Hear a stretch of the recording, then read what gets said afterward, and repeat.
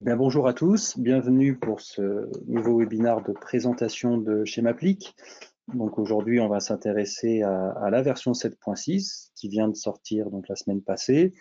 La plupart d'entre vous ont sans doute reçu les communications faisant état de cette nouvelle version.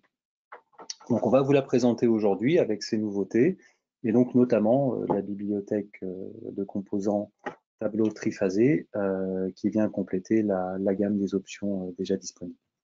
Voilà. On va se donner 1 heure pour cette présentation. Donc, nous allons être 3 à intervenir. Donc, Henri Martel-Hébrard, que vous connaissez, donc, qui est enseignant au lycée Georges Guilmer à Toulouse, qui utilise depuis plus de 25 ans maintenant Schémaplique dans sa pratique quotidienne. Donc, il va nous présenter un thème d'étude sur Schémaplique avec la nouvelle option triphasée. Bernard Miquel, qui est un ancien enseignant en électrotechnique, donc professeur agrégé et ancien chef des travaux. Donc, il nous présentera également un second thème d'étude qui utilise cette nouvelle bibliothèque tableau triphasé. Voilà. Et puis, quant à moi, je vais vous présenter un petit peu les nouveautés d'une manière un peu plus générale. Je vais laisser la partie purement technique aux techniciens. Ce sera sans doute beaucoup mieux. Voilà. Donc on va se découper en 4 parties la présentation. Donc tout d'abord effectivement les nouveautés. Donc le premier thème d'étude sera sur l'éclairage public, le second sur une installation tertiaire avec notamment l'alimentation d'un four. On aura une petite séquence de questions-réponses. Donc toutes les questions qui ne trouveront pas leur réponse pendant le webinaire seront bien entendu trouveront leur réponse sur notre FAQ. Certains demandent s'il est possible d'enregistrer. Ce n'est pas la peine parce qu'on enregistre déjà la séance. Donc la vidéo vous sera transmise à tous dès demain et sera également disponible sur notre chaîne YouTube. Voilà, donc ne vous embêtez pas à enregistrer de votre côté. Voilà. Un petit retour donc sur les versions de Schémaplique. Donc on ne va pas refaire tout l'historique depuis 96. En revanche, donc là, on sort aujourd'hui la nouvelle version Schémaplique 7.6. On avait sorti l'année dernière, pardon, pas la semaine passée, mais l'année dernière, Schémaplique 7.5, donc dont la principale nouveauté était la mise à disposition gratuite de la bibliothèque électrique pour l'ensemble des personnes qui le souhaitaient. Et un retour effectivement à un mode de commercialisation par version et non plus par abonnement. Schémaplique 7.0, donc c'était en 2017 avec la sortie à l'époque de l'option tableau domestique. Donc voilà, on nous avait demandé si c'était prévu de développer une option tableau triphasé. Ben, c'était prévu, ça a été fait. Voilà, on a pris toute cette année pour développer justement cette nouvelle version. Ce qui fait qu'aujourd'hui, effectivement, donc on maintient les versions depuis la version 7. La version 6, qui date de 2016, elle, n'est effectivement au jour d'aujourd'hui plus supportée. Alors, c'est pas forcément gênant parce que la version 6 était une version par abonnement. Donc, tous les clients qui avaient acheté la version 6 ont migré, en fait, au fur et à mesure du temps gratuitement vers les versions 7.0 ou 7.5. Voilà. Donc, normalement, des versions 6.0, à moins que certains n'aient pas fait une mise à jour, n'est plus concerné dans le parc d'exploitation. Voilà. Les nouveautés de la version 7.6, donc on va y arriver directement. L'idée, c'est d'aller le plus vite possible sur les thèmes d'études.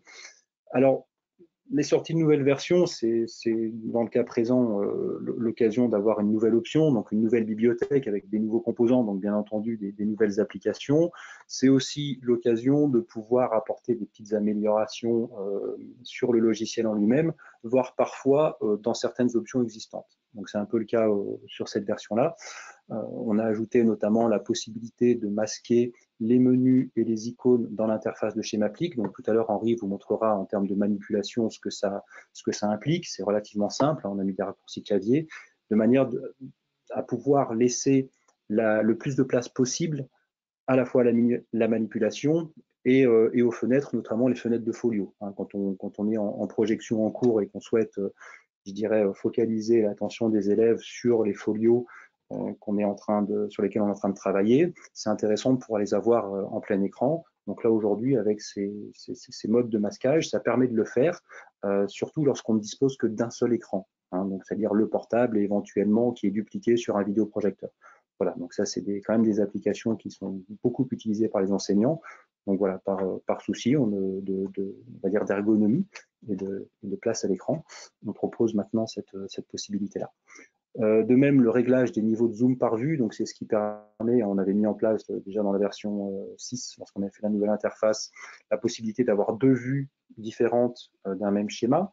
Et bien maintenant, on va pouvoir régler le niveau de zoom indépendamment sur chaque vue. Donc, de la même manière, ça peut permettre d'avoir une partie d'un schéma, je dirais, en visualisation complète du schéma, et puis avoir des parties de détail sur une autre vue. Voilà, donc ça trouve aussi son intérêt et son application pédagogique, notamment en animation de cours. Voilà. Donc, une des grosses nouveautés aussi sur les composants, c'est l'intégration du multicouche. Donc, alors, c'est peut-être un peu technique et pas forcément visible au premier regard sur Schémaplic, mais les composants qui avant étaient développés, on va dire, sur une seule couche, dessinés sur une seule couche, sont maintenant dessinés sur plusieurs couches, hein, comme un peu une superposition de calques. Pour ceux qui travaillent avec des logiciels de dessin, vous connaissez les calques. Ben là, c'est un petit peu pareil. On a rendu en fait les composants multicouches, ce qui va permettre de beaucoup mieux gérer les transparences et d'avoir on va dire un câblage beaucoup plus réaliste, notamment sur les options tableau et tableau triphasé. Voilà, donc Henri vous parlera justement du passage des câbles dans les coffrets, etc. Et pourra vous illustrer justement cette nouveauté. Donc, il faut savoir que les composants tableau domestiques vont également en bénéficier. Hein, donc, tous les clients qui aujourd'hui possèdent une option tableau domestique et qui vont réaliser cette mise à jour 7.6, donc ils pourront la réaliser gratuitement, hein, c'est juste une montée de version pour eux, ils vont bénéficier de ce multicouche et donc d'un meilleur passage des conducteurs. Voilà. De même, dans la bibliothèque tableau, que ce soit tableau triphasé ou tableau domestique, on le verra, il y a une mise en place automatique maintenant des obturateurs en simulation. Donc c'est pratique quand on a une dizaine ou une quinzaine d'espaces disponibles dans le tableau, plutôt que d'aller glisser les composants obturateurs les uns derrière les autres, voilà, ils se mettent tout seuls en simulation de manière à masquer les espaces vides. Voilà, c'est assez agréable de ne pas avoir à le faire manuellement. Donc, bien entendu, la principale nouveauté, hein, c'est la bibliothèque de composants tableau triphasé. Donc, on a ajouté plus de 80 nouveaux composants simulables. Hein, donc, ça, c'est important. Des composants spécifiques qui permettent de simplifier à la fois le câblage et le dessin, donc avec des gaines pré-câblées notamment, hein, dont certaines permettent le renvoi entre folios et entre coffrets. Donc, ça, de la même manière, c'est assez pratique. Des composants donc d'applications pédagogiques, on va dire tout packagé. Hein, donc vous allez le voir, c'est le cas justement du thème d'étude sur l'éclairage public. Hein, on a développé tout un composant intégré et dessiné aussi. Hein, on a aujourd'hui beaucoup de travail qui a été fait sur le design des composants et le graphisme. Donc, on a également donc, le poste de livraison qui a été mis en place. Voilà, donc tout ça, c'est des composants qui permettent vraiment des applications pédagogiques dédiées et directes. Et du coup, plutôt simple à mettre en œuvre pour les enseignants. Voilà, et donc bien entendu, hein, ce qui fait aussi la particularité de Schémaplic, c'est toujours la simulation analogique donc de l'installation complète avec ces nouveaux composants. Voilà. Une dernière nouveauté donc pour les détenteurs d'options réseau, donc la possibilité maintenant de pouvoir installer le client Schémaplic dans une machine virtuelle lorsqu'on est en licence réseau. Voilà, donc ça a l'avantage de permettre pour certains une diffusion de l'application plus pratique, surtout sur les gros parcs informatiques, en pouvant donc paramétrer la licence réseau dans une machine virtuelle côté élève. Voilà, donc ça c'est on va dire ces nouveautés d'une manière générale. Je vais maintenant passer la main à Henri qui va vous présenter donc le thème d'étude sur l'éclairage public et qui va également, on va dire, ponctuer toute la présentation des petites nouveautés que l'on a introduites et surtout des bénéfices pédagogiques qu'elles apportent. Voilà. Donc Henri, je te passe la main. C'est parti, c'est à toi. Oui, alors voilà. Normalement, vous devez voir mon écran. Voilà, oui. Voilà, c'est bon. Voilà, bon, bonjour. Donc, eh bien, l'application que je vais montrer, c'est une application liée un peu au bac ProMélec depuis le dernier référentiel, donc de sortie du dernier référentiel où on parle d'infrastructure. Et donc, voilà, le Schémaplic permet maintenant de parler de ça et d'illustrer l'éclairage public. Donc, je vais montrer et l'interface et les nouveaux composants et un schéma qui va se construire au fur et à mesure Donc, la nouveauté sur le niveau de l'interface graphique, c'est le masquage de tous les menus qui sont en haut, qui permet de gagner beaucoup de place. Donc, c'est pas très compliqué. On clique en haut à gauche, ici, et on masque le ruban, et c'est tout. Voilà. Quand on veut avoir accès, il suffit de cliquer sur le ruban. Il apparaît. Voilà, donc je vais essayer de travailler comme ça maintenant, là, pour vous montrer bon, les bibliothèques aussi, changement sur les bibliothèques. Si on reprend tableau domestique ou monophasé, on voit qu'elles ont été réordonnées, c'est-à-dire que tous les composants maintenant sont triés à l'intérieur de l'appareil modulaire, par exemple, c'est plus facile de s'y retrouver puisque elles sont triées par sous-menu. Voilà, avec toujours le petit moteur de recherche en haut.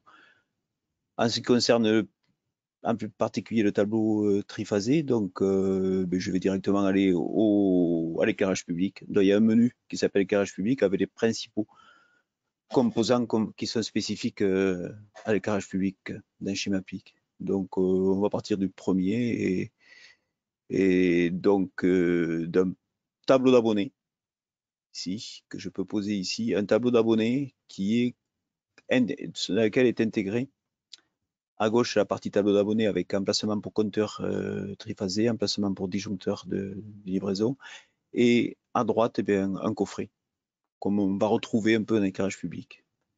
Je vais passer du côté alimentation, côté poste. Là, il faut basculer sur le menu coffret d'abonnés. Et voilà, une des grandes nouveautés, c'est ce poste. Alors, je vais zoomer. Voilà. Donc là, vous devez voir le transformateur, les cellules haute tension sur la gauche, un disjoncteur général là, de départ. Et voilà, l'intérêt ici, c'est de parler du schéma liaison à la Terre. C'est-à-dire qu'ici, il va nous falloir rajouter le piquet de terre et cela permet d'insister par rapport aux élèves pour expliquer comment est fixé le neutre, comment est créé le neutre et comment il est relié réellement à la Terre. Donc ici, il faut que je retrouve dans le tableau ici, tableau monophasé, dans protection, un nouveau composant aussi, qui est une prise de terre qui est la même que précédemment, mais plus petite, adaptée à l'échelle du schéma. Donc je pose ici le piquet de terre. Là, c'est la sélection de tout l'ensemble.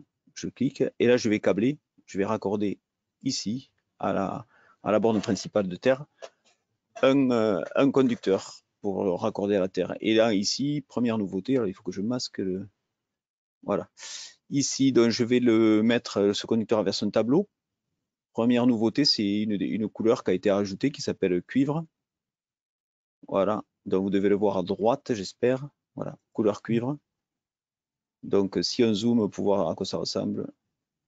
Allez, on y va. N'allons pas trop vite. Voilà, ici, on voit là, je stabilise l'image. Voilà, ici, on voit donc couleur cuivre, c'est-à-dire sans isolant, pour faire les câblettes en fait de terre. On va rajouter la liaison au neutre. Donc, le neutre, il est ici, le point étoile de mon transformateur secondaire. Et donc, la particularité du schéma liaison à la terre TT, c'est le premier T. Donc, ce neutre relié à la terre que l'on vient de créer. Terre côté distributeur, côté transformateur de livraison.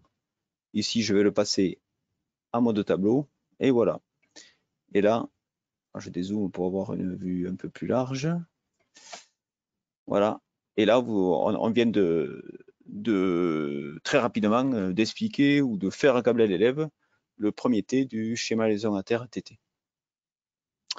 Voilà pour ce nouveau composant. Il ne sert qu'à ça en fait, hein, mais ça semble très important quand même de pouvoir expliquer et d'avoir une vue un peu de ce qui se passe sur ce premier T, qu'on a parfois du mal à expliquer. Que se passe-t-il après? On va aller sur le tableau et on voit ici vers panneau de contrôle. En fait, on va vers le premier automatiquement se crée la liaison avec ce tableau-ci. Le tableau qu'on a posé précédemment, j'aurais pu le poser après, il n'y a aucun problème. Voilà. Et donc, arrivée de cette gaine, en fait, cette gaine vient de l'arrivée Enedis, c'est-à-dire d'ici. Voilà. Et de là, il nous reste à poser les éléments dans le tableau d'abonnés, tableau de livraison ici. Donc, il me faut un compteur Enedis triphasé qui a son emplacement. Donc, je vais dans coffret d'abonnés en triphasé. Je prends le compteur triphasé et là, je suis aidé pour le positionner correctement avec des petits traits interrompus. Voilà. Le voilà posé. Je peux rajouter le disjoncteur, ce sera fait. Disjoncteur de branchement. Évidemment, je peux, dans ces caractéristiques, choisir. Alors, je sélectionne le compteur. Voilà, le disjoncteur, pardon. Et ici, je vais pouvoir choisir ces caractéristiques différentiel, retard sur le différentiel, intensité de réglage. Voilà. Là, on est prêt à câbler au moins cette partie-là. Et bien, on va voir les nouveautés, justement, les couches, les fameuses couches. Voilà. Donc, je vais les câbler de neutre ici. Je l'amène au neutre de mon compteur triphasé. Donc là, je passe en mode tableau. Je vais le mettre en 10 carré, par exemple, et je vais le peindre en bleu. Voilà, et là tout de suite on voit ce qui se passe, c'est-à-dire qu'en fait les conducteurs passent automatiquement derrière le composant, s'il a besoin de passer derrière le composant, passent derrière les plaques d'obturation, et on a l'impression que le conducteur passe à l'intérieur du perçage et passe dessous ensuite. Voilà, donc je vais pouvoir le disposer, ça c'est comme avant, comme je l'entends, donc je clique à côté et voilà, donc l'effet couche, le voilà. C'est-à-dire qu'on a vraiment l'impression que le conducteur passe sous le panneau de devant sur le panneau qui est situé sur le coffret, quoi. Voilà, et puis là je vais continuer, donc je vais mémoriser pour ceux qui ne l'avaient pas vu encore, je vais pouvoir mémoriser les caractéristiques de ce conducteur pour plus facilement câbler les suivants. Donc là ça c'est la phase 1 que j'amène ici, à l'état bleu, hein, évidemment, puisque j'ai mémorisé la couleur bleue. Voilà, je l'arrange comme je veux. Voilà, et je la dessine en marron, etc. Et je câble comme ça tous les éléments. Alors, je ne vais pas tout faire le câblage, je vais ouvrir un schéma, le câblage est fait. Mais voilà comment on fait. Alors, je peux mettre par exemple le nôtre qui va repartir ici en sortie du compteur et l'amener en haut du disjoncteur. Et vous voyez ce que ça donne au niveau des conducteurs. Quand on le sélectionne, on voit entièrement le conducteur. Dès qu'on le désélectionne, il est masqué, il passe par où il doit passer. Donc, alors, comment on est arrivé à faire ce thème d'étude? C'est par rapport aux infrastructures et aux lampadaires que l'on peut mettre à l'extérieur maintenant. Et on doit avoir des zones comme ça dans nos ateliers. Alors, il y a des fabricants qui nous ont fourni un schéma, par exemple, de cette armoire.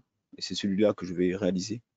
C'est réellement un schéma de coffret d'éclairage public, bon, qui a été décliné pédagogiquement, mais qui ressemble qui est la réalité en fait. Donc il me faut poser un interrupteur général, 2 contacteurs, 2 diffs, tétrapolaires et un C2, plus la commande. Donc je repasse sur schéma PIC, on va poser quelques composants, je regarde l'heure. Il va falloir que j'aille plus vite. Donc je vais en poser 1 ou 2 composants et après j'attraperai le schéma fait partiellement, quoi. Donc je suis en triphasé, donc je vais dans pareil modulaire. Il me faut un interrupteur sectionneur, tétrapolaire, le voilà, hop, et je le place. Et donc là, je suis aidé par le petit rectangle noir qui me dit où le placer. Voilà. Donc là, j'ai besoin ensuite de 2 interrupteurs différentiels parce qu'en fait, le thème d'étude, on simule 2 rues, 2 départs vers 2 rues différentes. On n'en câblera réellement qu'une, mais dans le tableau, il y aura tous les composants. Alors ce schéma sera à disposition, hein, de tous. Donc, interrupteur, qu'est-ce que je prends là? Un disjoncteur, on a dit. Un disjoncteur. Et en fait, c'est un disjoncteur type B, parce qu'en éclairage public, les lignes sont un peu plus longues. Donc, on va avoir une caractéristique de disjoncteur type B. Donc, je reviens ici, je choisis courbe B. C'est un 20 ampères. Voilà. Donc, théoriquement, voilà. Alors, il n'a pas pris la courbe B. J'y reviens. Je suis gêné par le... Voilà, courbe V, 20 ampères. Donc le suivant que je vais poser, il va garder les mêmes caractéristiques. Hein. C'est pas la peine de le régler. Ah non, il n'a pas pris. Bon, je pourrais faire un copier-coller et j'aurai le V20. Et puis un C2 que je vais poser ici. Et puis des contacteurs. Alors bon, ça va vous permettre de voir les différents contacteurs. Vous le voyez qui apparaissent à l'image. Voilà, donc contacteur Renault. Contacteur Renault, voilà, le voilà. Donc il m'en faut deux, comme on a vu sur le schéma précédemment. Voilà. Deux contacteurs Renault. Et puis pour piloter l'ensemble, eh bien, on va prendre ce qui était déjà disponible sur la précédente version, c'est-à-dire on va prendre un interrupteur horaire qui permettra d'alimenter de manière chronométrique les luminaires. Donc je vais dans l'appareil modulaire, là c'est dans autre appareil modulaire, interrupteur horaire, et je pose l'interrupteur horaire. Voilà. Allez, donc je vais ouvrir le schéma avec ce câblage fait. Donc schéma, ça doit être la version, ça doit être le numéro 1. Voilà. Voilà ce que donne le schéma une fois réalisé. Donc on se rend compte, enfin, pour ceux qui ont utilisé la version précédente, que bien qu'il y ait énormément, il y a pas mal de conducteurs là, mais la réalité ça ressemble plus à un câblage réel que précédemment. Donc maintenant, on entraîne vraiment l'élève à faire du câblage et plus seulement du schéma, quoi. C'est le plus vraiment de la version. Donc, si on passe en simulation pour voir ce que ça donne. Bon, là, il n'y a toujours pas de luminaire. Les luminaires, je vais les positionner sur les deux folios ici. On va juste voir ce que ça donne lorsqu'on passe en simulation. Donc, je clique en haut, je revois le menu, je passe en simulation. Voilà. Et on voit que, ce qu'on disait tout à l'heure, les obturateurs se sont placés automatiquement. Je vais zoomer sur le compteur. L'affichage du compteur triphasé. Et là, on s'aperçoit que on a toutes les caractéristiques sur le même écran. On n'a pas besoin de faire défiler ici. On a les puissances actives sur chaque phase, les intensités dans les 4 conducteurs, les tensions simples et les valeurs de déphasage sur chaque intensité, I1, I2 et I3 par rapport à la tension. Voilà, donc bon, là, de manière classique, je mets sous tension, rien ne se passe et j'ai rien fermé à côté. Je peux tester le différentiel. Voilà. Il déclenche réellement. Je vais peut-être montrer ce que ça donne quand on masque les menus. Voilà,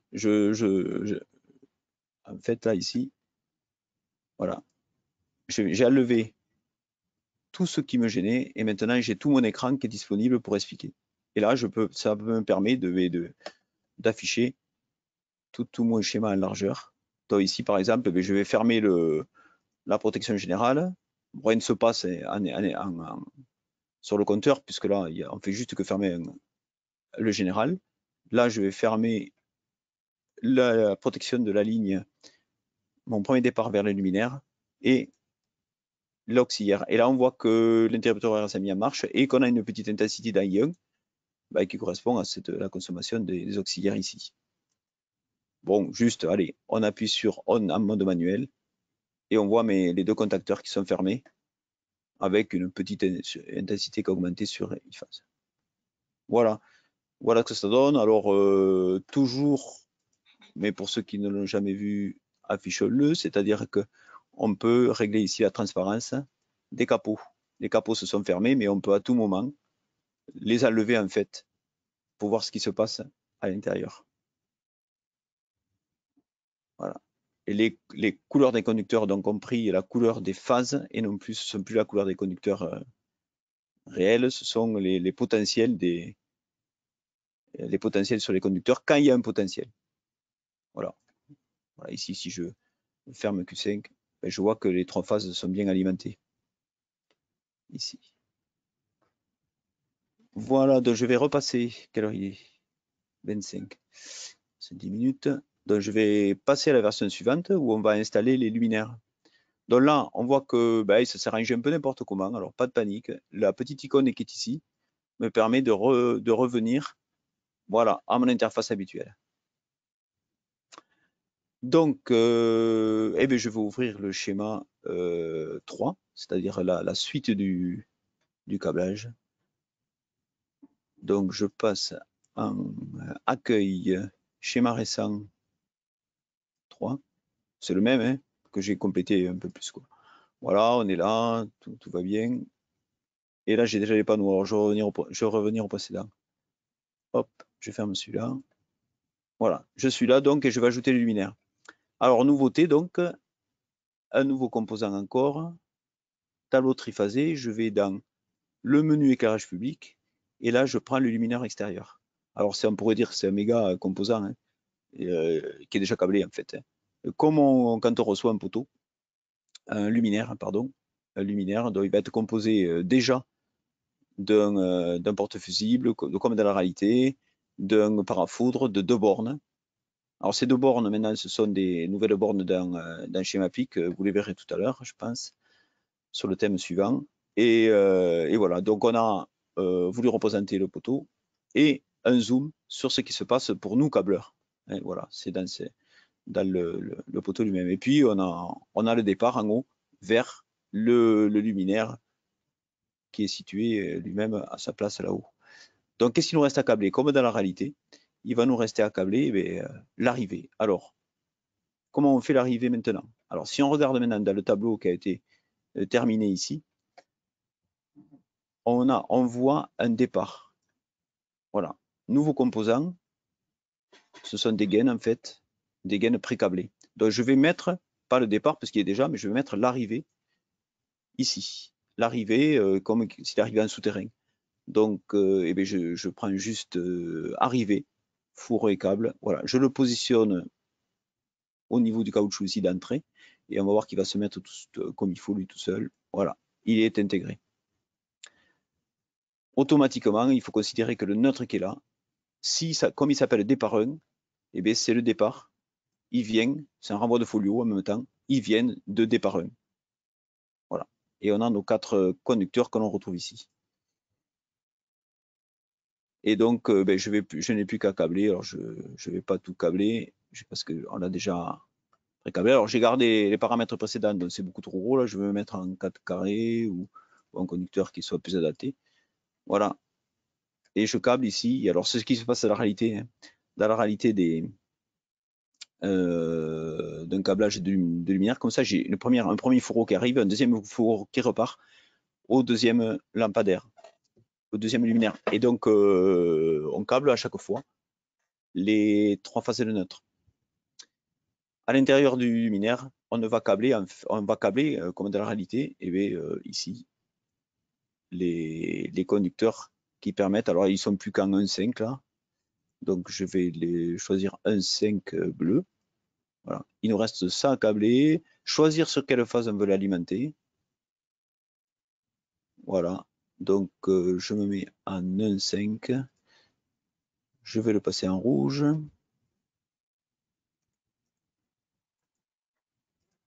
Voilà, donc je vais alimenter de l'autre côté quand même. Alors je vais mémoriser, autrement je ne vais pas en finir. 4, voilà. Bon, je laisse la couleur bleue, mais vous avez compris, hein, c'est une question de couleur. Voilà, je branche mes 3 phases, mais je remarque que mon travail d'électricien, c'est de choisir la bonne phase ici. Et puis de câbler surtout, et aussi le vert jaune. Le vert jaune, donc en 1,5 en vert jaune, couleur vert jaune, et la câblette, parce que, bon, pour ceux qui savent et ceux qui ne savent pas, j'explique, en éclairage public, en fait, il y a une câblette qui passe de poteau en poteau. Enfin, il y a plusieurs solutions pour réaliser les mises à la terre des poteaux, mais en fait, c'est la câblette qui est nue dans la tranchée qui va faire office de prise de terre, en fait. On peut en rajouter, comme j'ai fait là, un piquet de terre, mais voilà, on fait avec la câblette de 25 mm² pour qu'il y ait bon contact avec le sol. Donc ici, je vais prendre la couleur câblette.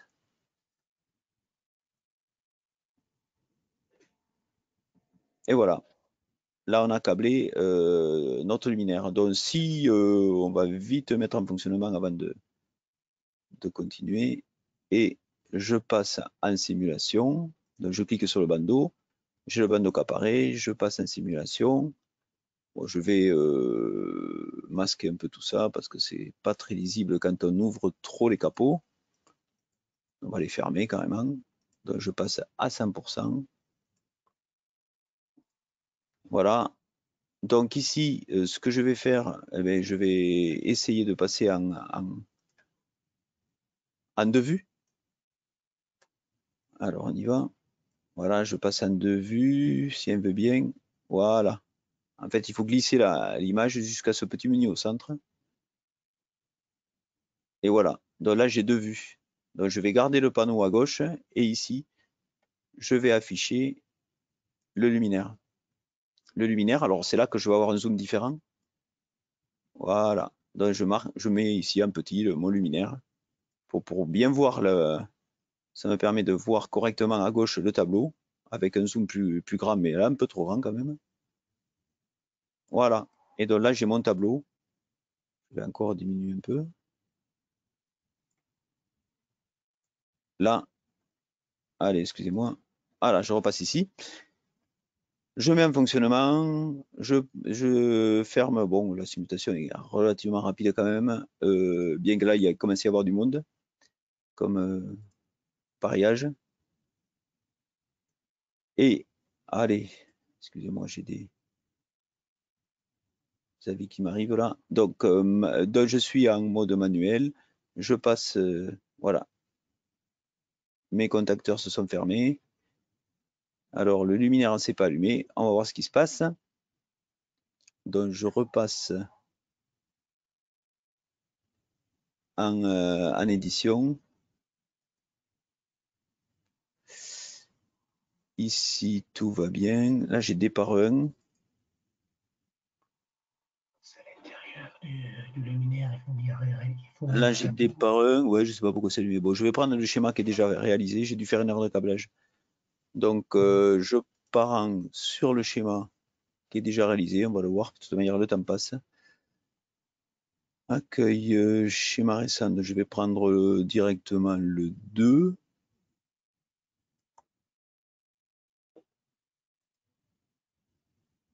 Voilà.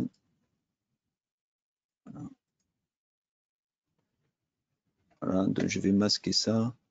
Je passe en simulation. Ici, je vais afficher luminaire. Voilà.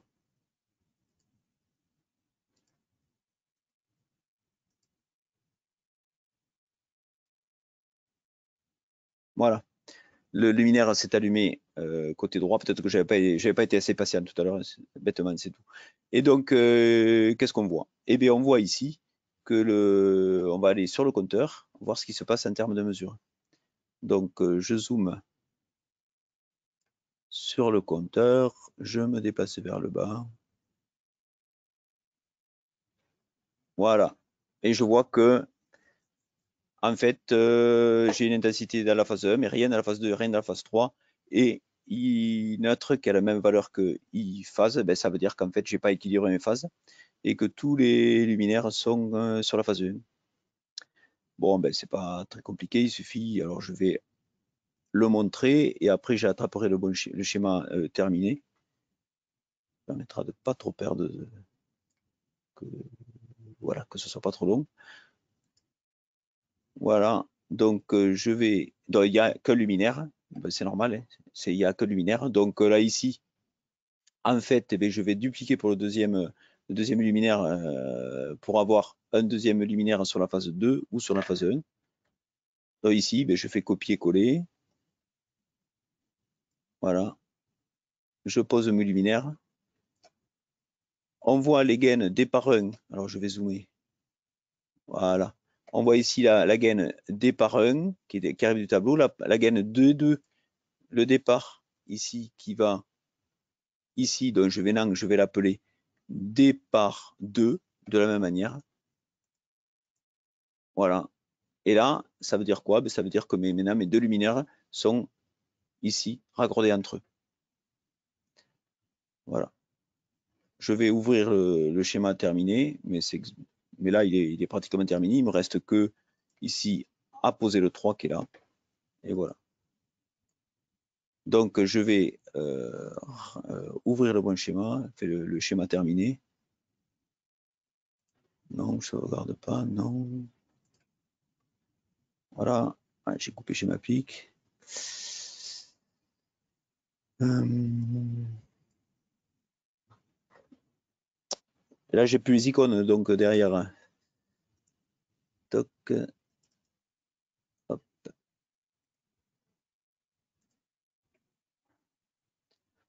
Voilà. Donc ouais, mais là, vous voyez schéma pic, c'est bon? C'est bon. Voilà, donc il charge les composants.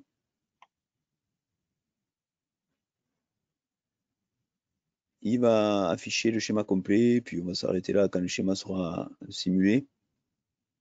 Je comptais aller plus loin, mais tant pis. Pour faire un défaut d'isolement, mais bon, ça fait rien. On pourrait le faire jouer avec, quoi. Rajouter un défaut d'isolement sur un poteau, et on voit bon, la sélectivité ou pas sélectivité si on a mis un temps de retard sur le disjoncteur principal. Donc, schéma complet, le tableau, luminaire, voilà, maintenant, ils sont répartis sur les phases. Alors ici, je vais zoomer, mais on voit que le premier est réparti est câblé phase 1, le deuxième câblé phase 3, le troisième, ici, le deuxième câblé sur phase 2, pardon, et le troisième sur phase 3. Donc, si je passe en simulation, mais là, on va voir sur le compteur que les intensités sont correctes. Donc, je mets sous tension, je ferme le général, la ligne qui m'intéresse de luminaire. Je mets en route les contacteurs. On voit l'affichage qui s'est rafraîchi du compteur. Voilà. Et là, on voit donc pratiquement équilibré, pas tout à fait équilibré parce que j'ai les auxiliaires de 0,261 ampères qui sont en plus sur la phase 1. Voilà, bon, je pourrais dire beaucoup de choses encore, mais le temps est arrivé à son terme, hein, Olivier, c'est ça? Oui, en théorie, oui. Après, sinon, on peut rogner sur la partie question, mais non, non, c'est bon, on va retrouver. Non, mais parce que il faut m'arrêter parce que voilà.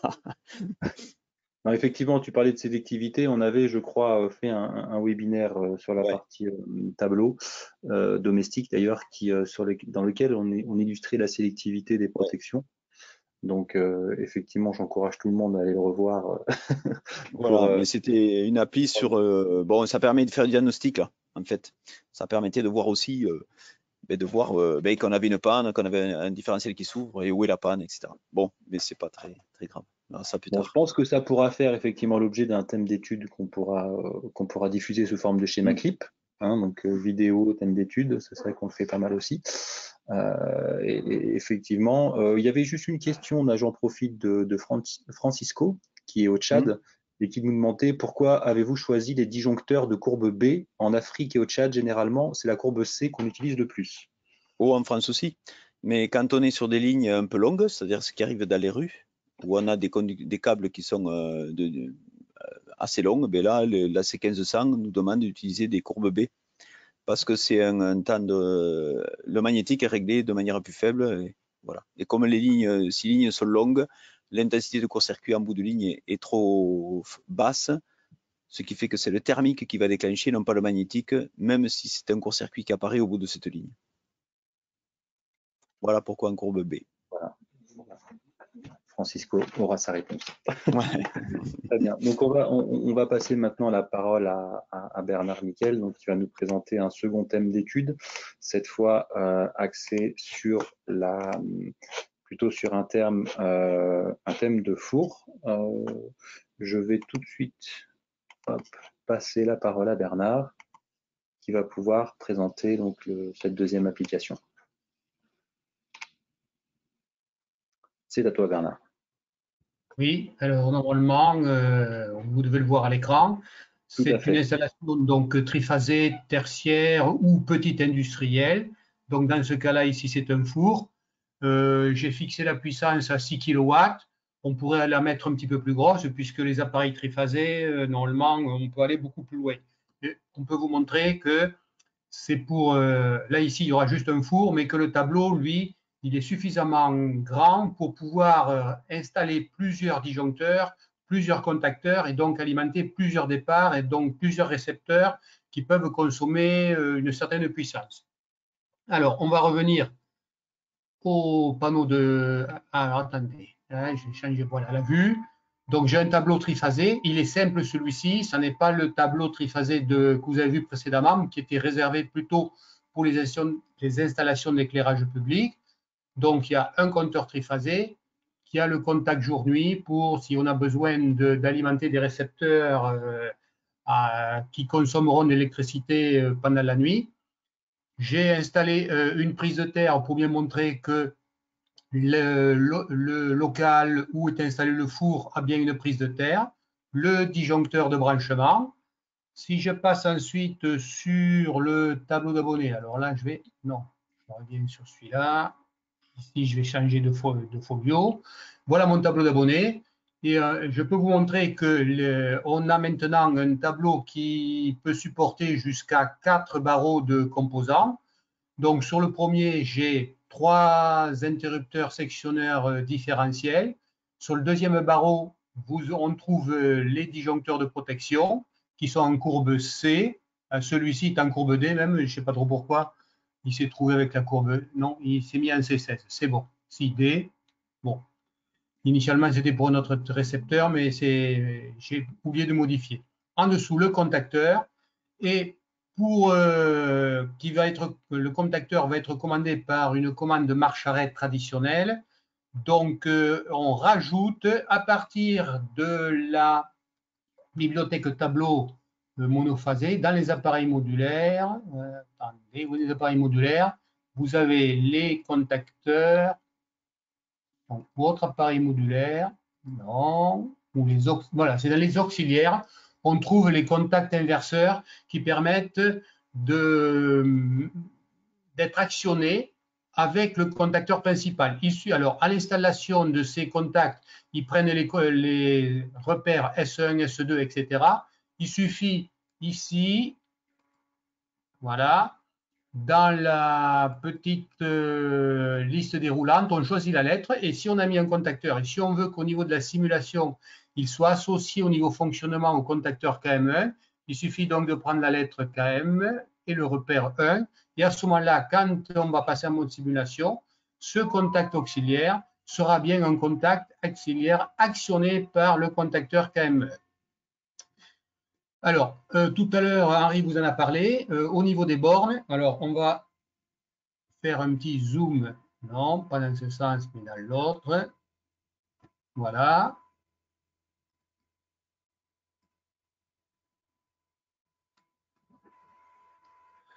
Maintenant, on a 2 types de bornes. Vous avez des bornes dites de puissance et des bornes dites de commande.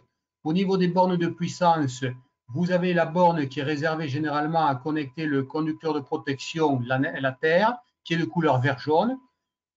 Pour le conducteur de neutre, vous avez une borne bleue et les bornes pour les phases sont de couleur grise. Et pour les circuits de commande, vous avez la même chose. Vous avez donc une borne bleue pour raccorder le neutre si vous avez besoin de distribuer le neutre dans votre circuit de commande. Et puis pour les autres fils, eh bien, vous avez donc la couleur noire. Un dispositif intéressant, mais auquel il faut être vigilant quand on l'utilise, c'est ce contact-là, ici, enfin ce bornier, qui est un bornier ici femelle. Alors on le trouve dans les tableaux triphasés, dans les panneaux de contrôle, c'est le bornier de renvoi femelle. Et vous avez également le bornier de renvoi mâle, qui permet donc de connecter deux ensembles de conducteurs entre un folio et puis un autre folio, ou bien quand vous êtes sur un tableau, par exemple un tableau qui a une porte montée sur charnière, eh bien vous pouvez raccorder donc la nappe des conducteurs venant de la porte au bornier à travers donc ces borniers de renvoi. Alors, on va voir maintenant le dernier élément, la porte de l'armoire. Donc, j'ai utilisé ici un bornier de renvoi mâle.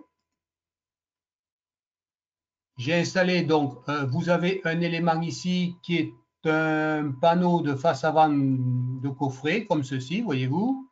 Donc, je peux le poser. Vous avez donc un morceau de goulotte et vous avez 6 empreintes pour mettre donc des voyants, des boutons poussoirs ou des interrupteurs. Ici, dans mon application, ce que j'ai fait, j'ai mis un bouton d'arrêt, ici. Là, le bouton de mise en marche et un voyant pour signaler le bon fonctionnement de l'équipement. Alors maintenant, on va passer en mode simulation.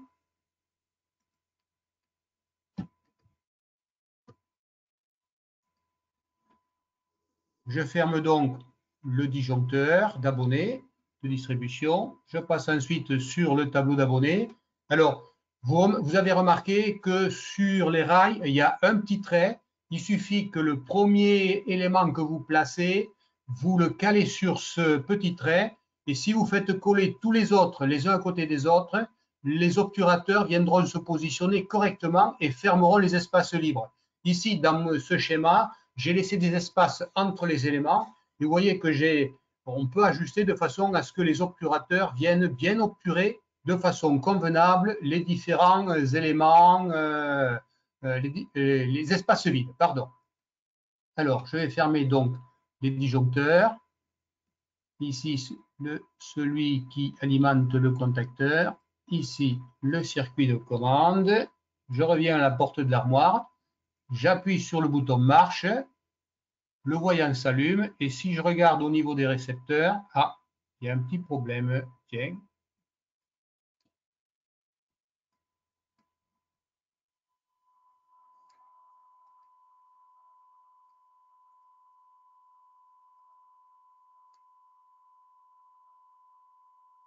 L'effet démonstration. Ben là, oui, j'ai. Alors, attendons. T'as mis le général Oui, le général est celui-ci. Alors, je vais couper sur le compteur. Sur le compteur, au niveau du compteur. Ouais, si, c'est sous tension. Ici, c'est sous tension. C'est sous tension. Je ne comprends pas. Là, ici aussi. Ah, ben alors là, et tout à l'heure, je l'ai fait fonctionner, ça marchait bien. Alors là, c'est les aléas du. Va sur la porte armoire. Ouais. Mets-toi arrête la simulation. Et tu fais passer le panneau, la plaque jaune, tu la mets en arrière-plan. C'est le problème des couches. Voilà. Celle-ci. Descends là en arrière-plan. Voilà. Et là, maintenant, on doit voir la main quand on circule sur le bouton en simulation. Bon. Allez, on repart. On essaye. Voilà. Le tableau d'abonnés. Là. Je ferme celui-ci. Celui-ci. Celui-ci. Hop, le circuit de commande a l'air de fonctionner. Voilà. Ah, ça y est. Là, le voyant s'est allumé. Et si je passe dans les récepteurs, là, bien, j'ai mon four à pizza qui chauffe puisque les 3 fils de phase sont alimentés. Et si on regarde au niveau du compteur, on va voir la puissance absorbée. Alors, je vais zoomer un petit peu, pas dans le bon sens.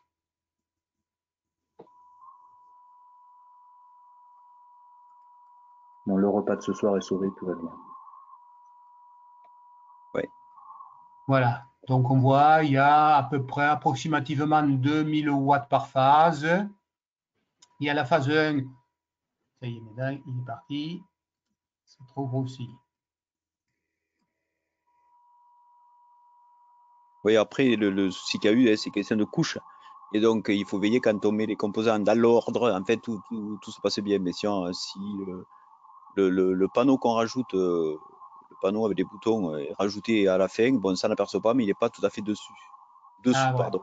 Donc, il faut le mettre dessous pour que quand on passe la souris dessus, sur les boutons, il soit bien repéré, quoi.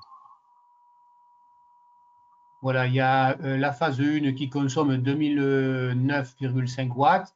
C'est la phase sur laquelle est branché la bobine du contacteur et le voyant. C'est pour cela que la puissance est un petit peu plus élevée que sur P2 et sur P3. où on a approximativement 2000 watts. Et puis au niveau des intensités, à cause du circuit de commande et du voyant, on a un petit courant dans le neutre de 0,089 ampères, donc moins de 100 milliampères. Voilà.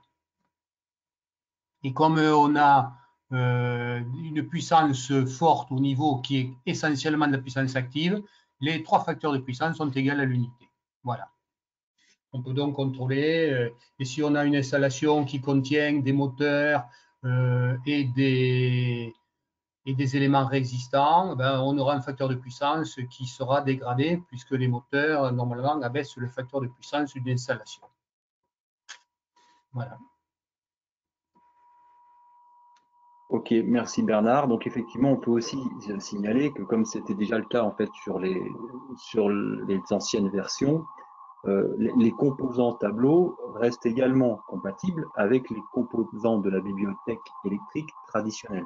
Ah oui. Donc, effectivement, on n'a pas de composants, par exemple moteur, qui soient design et stylisés comme les composants tableau. En revanche, on peut tout à fait câbler un moteur aux bornes d'un composant tableau et pouvoir en simulation bénéficier de la simulation analogique et des indications, par exemple sur le composant compteur triphasé, avec la simulation de ces composants-là. À noter d'ailleurs qu'il y a également une petite nouveauté, je crois, Henri, le panneau solaire avec onduleur. Oui, le panneau solaire intégré, et puis pas mal de nouveaux récepteurs, donc des récepteurs inductifs dans la liste des récepteurs triphasés. Peut-être Bernard, tu peux nous les illustrer à l'écran. Je rebascule, oui. Alors, ou alors voilà. oui, je vais rebasculer, tiens, chez Henri. Il y a chambre froide, il y a Voilà. la climatisation. Voilà. Tous ces composants ont des facteurs de puissance réglables, voilà, et donc ils nous permettent de simuler des moteurs. Il y a un portail triphasé, il y a les prises triphasées, parce que dans des installations industrielles ou petites industries, on peut avoir besoin de prises de sortie avec des sorties de câbles, VMC triphasé, et vous avez des récepteurs qui sont avec les 3 phases seules et d'autres avec les 3 phases plus le neutre. Voilà. Alors on a Didier qui nous demande si Henri, si tu peux nous réexpliquer le problème de couche qui a été rencontré là justement dans l'ordre de câblage et gestion d'arrière-plan, premier plan. Ouais. En fait, il faudrait que tu me mets le. C'est moi qui ai la main ou pas là? C'est bon. Écran nettoyé. Voilà, donc en fait, si je fais un nouveau schéma rapidement. Hop, je suis là, nouveau. Bon, sur ces composants un peu comme ça, qui sont de tableau, et parfois les composants ne se mettent pas dans le bon ordre. Donc, si je fais, par exemple, le panneau de contrôle, ce qui nous intéressait là, parce que ça permet de faire du marche arrière, en fait, de sens de marche, etc., comme si on était en industriel. Ça peut très bien faire des thèmes industriels, là, maintenant, sur la forme de panneau tertiaire, mais c'est pareil. En fait, si on met un panneau face avant coffret comme ça, voilà, si je mets un face avant et puis je mets un arrêt d'urgence, etc., lorsque je vais passer en simulation, là, comme je l'ai mis dans le bon ordre, quand je vais faire survoler la souris, je mets une lampe, j'aurais vite fait. Source, je mets source phase neutre, je vais mettre un voyant panneau de contrôle, voyant blanc à côté. Voilà, c'est normalement fermé. Donc je câble. Ça permet de câbler comme ceci. Alors là, il faut se mettre en tableau, donc pour que ça ressemble à quelque chose. Et voilà. Et donc, quand je vais simuler ceci, voilà. Donc là, le voyant, il est allumé. Là, il s'éteint. Il s'éteint chaque fois que j'appuie sur l'arrêt d'urgence. C'est normalement arrêt. Mais si je mets le panneau au-dessus, on ne va pas le voir, malheureusement. On le voit, mais en fait, quand on sélectionne, on voit que c'est ouvert. Et là, voilà. Et donc, alors que quand il est, voilà. Et si je simule comme ceci, je n'ai plus la main parce qu'en fait, le panneau est dessus. Donc, il faut faudra améliorer ça pour que en fait, dès qu'on passe un panneau ou un coffret, il faudrait qu'il passe derrière. Donc, je vais à droite, là. À l'arrière-plan, voilà. On Je peut me le passe à forcer l'arrière-plan dans les propriétés, quoi. et c'est fini, hein. Voilà. C'est le petit, ce qui nous a empêché de simuler tout à l'heure. C'est parce que j'ai rajouté un panneau à côté. Ouais, Ça voilà, c'est ça. fait, Mais bon, ça, disons que si on le fait dans l'ordre, on s'en aperçoit jamais, quoi. ouais. Alors, on avait une autre question de Patrick. Poser des boutons après. Oui. La logique. On avait une question de Patrick qui nous demandait comment passer du schéma de câblage au schéma avec dessin, mais aujourd'hui, il n'y a pas de passerelle automatique. Hein, lorsqu'on crée un schéma, on va dire en câblage filaire standard, schématique, on n'a pas de passage en tableau, en équivalent tableau, quoi. Non. Par contre, on peut travaille en tableau ou on travaille en schéma. On peut mélanger comme je viens de faire. C'est-à-dire qu'on pourrait très bien avoir à droite le schéma développé et classique et à gauche la partie câblée en armoire, quoi. Bon, ils vont se simuler. Il faudra appuyer un bouton à droite, un bouton à gauche, mais on verra en parallèle les deux schémas évoluer. Voilà. Voilà. Mais il faut tracer les deux, il faut créer les deux. Ouais. Il n'y a pas de passage automatique de l'un en l'autre, de conversion de l'un en l'autre. L'objectif étant quand même que l'élève travaille, quoi. C'est-à-dire que l'élève câble, quoi. Voilà, si autrement il n'y a pas trop d'intérêt, à part pour je comprends bien le souci après, bon, de dire j'ai fait mon schéma comme ça, je voudrais que ça se transforme directement, mais il ne faut pas le voir comme l'élève fait, le prof fait, quoi. Là, c'est l'élève qui fait, quoi. Voilà, donc sachant bien sûr qu'on conserve les fonctionnalités traditionnelles de Schémaplique, c'est-à-dire les jolis schémas que vous aurez fait en tableau trifacé, vous allez pouvoir bien entendu les exporter toujours soit sous forme d'image, soit au format WMF pour pouvoir venir les intégrer dans les supports de cours, dans un support Word par exemple. Vous pouvez exporter au format WMF et réintégrer le schéma dessiné en vectoriel, du coup, dans un support Word ou PowerPoint ou autre, ce qui peut être effectivement très intéressant pour les supports de cours au niveau de l'enseignement. Voilà, je vais juste reprendre la main 3 minutes pour conclure sur cette présentation. Alors, voilà, tac. Donc simplement pour vous dire, on vous enverra le PowerPoint dans lequel effectivement on intègre également les compétences donc, qui sont développées dans le cadre des schémas et des thèmes d'études qui vous ont été présentés. Concernant donc les licences Schémaplique sur la version 7.6, donc le tableau triphasé, c'est une nouvelle option, donc au même titre que ce que l'on avait dans tableau domestique, option Legrand, option énergétique, pneumatique ou réseau. Donc effectivement, il faut la demander en tant que telle lorsque vous souhaitez faire évoluer vos versions. On a toujours donc bien entendu une licence locale qui est offerte pour les enseignants à partir de 5 licences achetées. Donc voilà, on a la possibilité de mettre des licences gratuitement à disposition pour les enseignants dans le cadre des équipements des établissements. Voilà, sachant que donc pour tout contact commercial, donc vous pouvez contacter Denise Aguado qui est avec nous aujourd'hui et qui suit le webinaire comme vous tous et qui pourra bien entendu à la fois répondre à vos questions et vous proposer donc les devis d'équipement pour vos licences. Pour toute autre question, là je vois qu'il n'y a pas eu énormément de questions au niveau du chat. Par contre, voilà, si vous avez la moindre question sur le fonctionnement, sur ce que peut faire Schémaplique, vous pouvez donc nous écrire sur contact@schémaplique.fr. Et si vous êtes client, vous pouvez également bénéficier donc du service de support dédié pour tous les clients qui sont équipés. Donc voilà. Dernier point, donc sur l'univers Schémaplique d'une manière générale. Donc vous connaissez pour beaucoup donc le site internet qui est mis ou en train d'être mis normalement qui est mis à jour pour avec toute la présentation donc de l'option triphasée. Il y a une petite courte vidéo qui va sortir dans les jours à venir pour vous présenter ces fonctionnalités là. Toujours la possibilité donc de télécharger la version gratuite de Schémaplique depuis l'espace client. La page Facebook, la page LinkedIn, la chaîne YouTube où on essaye de diffuser le plus souvent possible des informations, des actualités, des nouveautés. On va avoir donc normalement un nouveau thème d'étude triphasé qui devrait arriver au mois de janvier, sur lequel travaille Bernard, donc que vous avez reconnu et que vous entendez souvent dans les vidéos de Schémaclip. Et toujours donc le forum que l'on a en partenariat avec Christophe Cabrera sur MyElec, sur lequel vous pouvez également échanger entre utilisateurs de Schémaplique pour partager vos schémas, vos expériences, vos impressions sur l'ensemble de la gamme Schémaplique.